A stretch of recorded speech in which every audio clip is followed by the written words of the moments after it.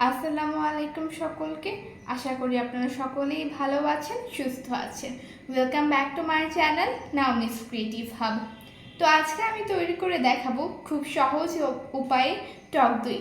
তো দেরি না করে শুরু করা যাক আমাদের রেসিপিটি। আমাদের দই বানাতে লাগছে দুধ।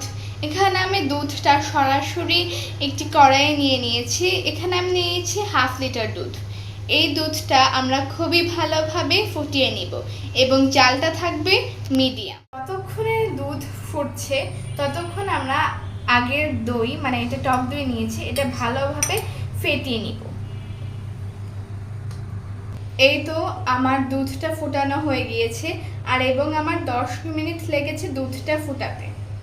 এই তো আমি দুধটাকে তুলে নিয়েছি।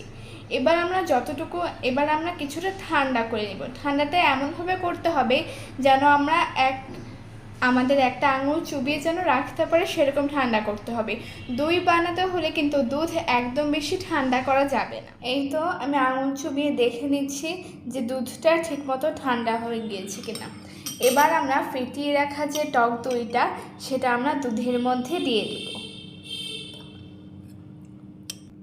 এবার আমরা দুধ এবং টক দইটাকে খুবই ভালোভাবে মিশিয়ে নিব। তো দেখতে হবে যেন টক দইটা কোথাও জমে না থাকে।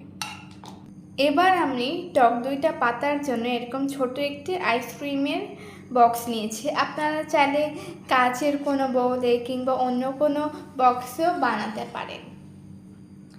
এবার আমরা এই বক্সটার চারপাশে আরেকটু টক দই ভালোভাবে ব্রাশ করে নিব।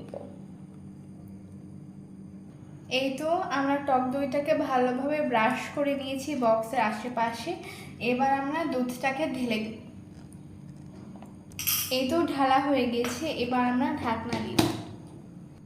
তারপর এটা আমি একটি মোটা টাওয়ালের মাধ্যমে ভালোভাবে পেঁচিয়ে নিব যাতে গরম থাকে।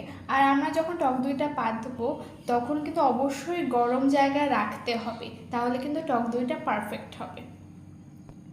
এরকম করে আমরা টক দইটা 8 ঘন্টা রেখে দিব। 8 ঘন্টা হয়ে গিয়েছে। এবার আমরা খুলে নিব তোয়ালেটাকে।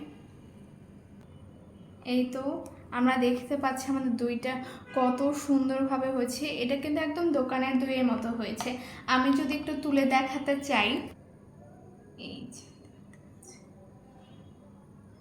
এই যে দেখুন একদম কিন্তু মোটা ঘন দইটাই হয়েছে, একদম আমরা দোকানে যেভাবে কিনি ঠিক সেভাবে।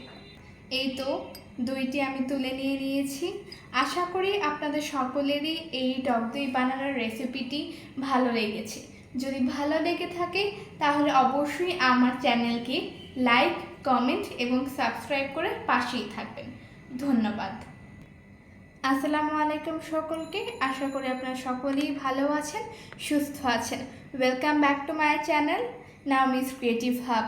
তো আজকে আমি তৈরি করে দেখাবো খুব সহজে বাসায় বানানো টক দই। তো দেরি না করে শুরু করা যাক।